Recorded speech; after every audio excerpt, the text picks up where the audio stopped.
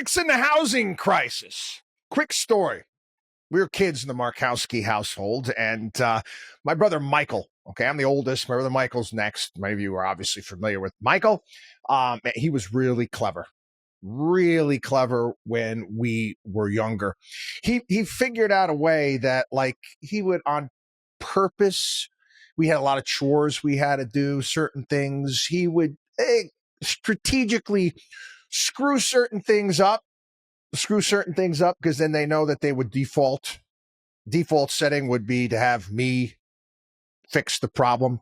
And again, kind of appreciate how clever he was with that stuff. But anyway, I thought about that today because I just want to grab the bull by the horns, volunteer my services to fix the housing crisis, as I'm using air quotes. Scott Bessent, the Secretary of Treasury, was interviewed today on CNBC. And again, as much as I appreciate the folks this morning, and I appreciate, Squawk Box and the interviews they do, they didn't push him very hard.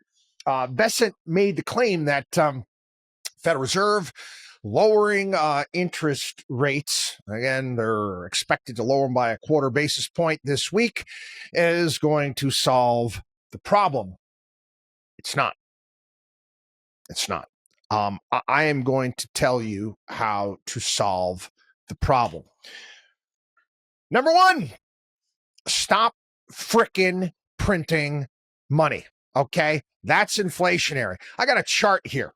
Okay. This is the 10-year % increase in housing prices and the U.S. money supply.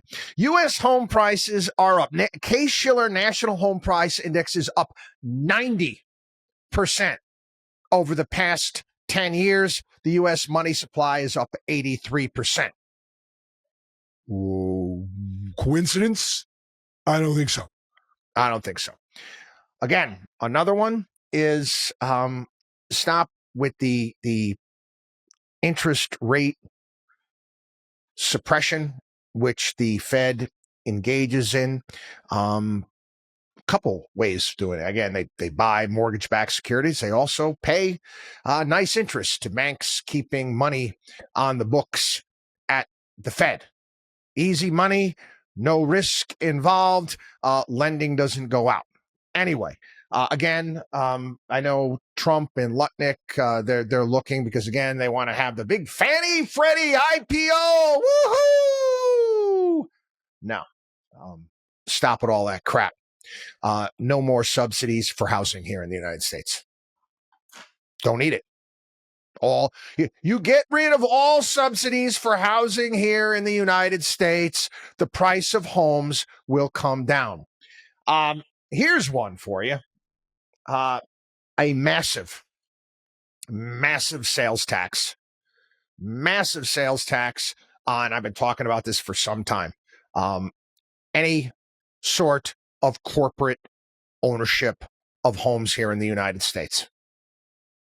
Corporate ownership of, I don't care, foreign corporations, domestic corporations, I don't care what it is, a major sales tax. I'm talking 50% plus. And if you don't think that this happens around the globe, it does. Recent experience, real estate transaction that we are conducting in Europe. Again, we're buying it as a family. And the tax that we have to pay is minuscule.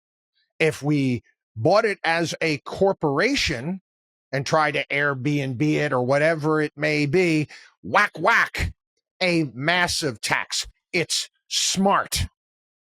Another one here. No more damn subsidies. No more welfare for rich people. Welfare for rich people, I've talked about this before. The government subsidizing home insurance for living in a flood zone. No. And again, who pushes this? The whole real estate lobby, so they can sell houses for a lot more money and collect bigger commissions Okay, don't doubt me, because that's why it's the case. So let me get it straight. You can afford to live on a beach in Florida. I live in Tampa. You can afford to live on Davis Island and Tampa. That's where Jeter had his house, and Brady lived there, and a lot of the Lightning lived there. Beautiful, nice area, all sorts of stuff. But hey, storm comes, might flood. Insurance companies might be reluctant to do that. Oh, never fear. Here comes the rich people welfare. Government's got to step in and subsidize your home insurance. If you can't afford to buy the home insurance, guess what? Sucks to be you. Price will come down. Again, it's going to be a function of affordability. Government needs to get out of that. Another one we've talked about, property tax reform. Starting to see some movement here in states like Texas and Florida, where all of a sudden, Americans are being red-pilled. For years, I've talked about this on the program. And then when I talk about it, even when I talk about it in front of people, they don't get it. They look at you like this blank stare. What do you mean? What do you mean I don't own my own house? You don't own your own house. Okay.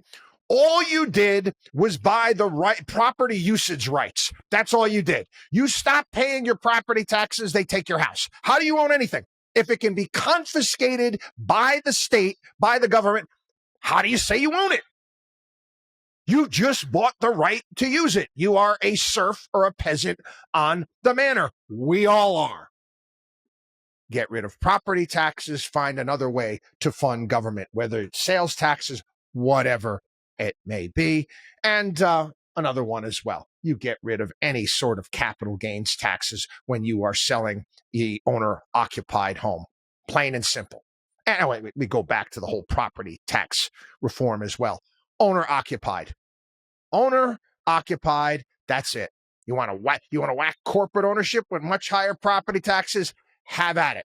If you don't think that this will drive prices down and make the real estate market a hell of a lot more dynamic, you're wrong. It will. Don't doubt me. WatchDog on WallStreet.com.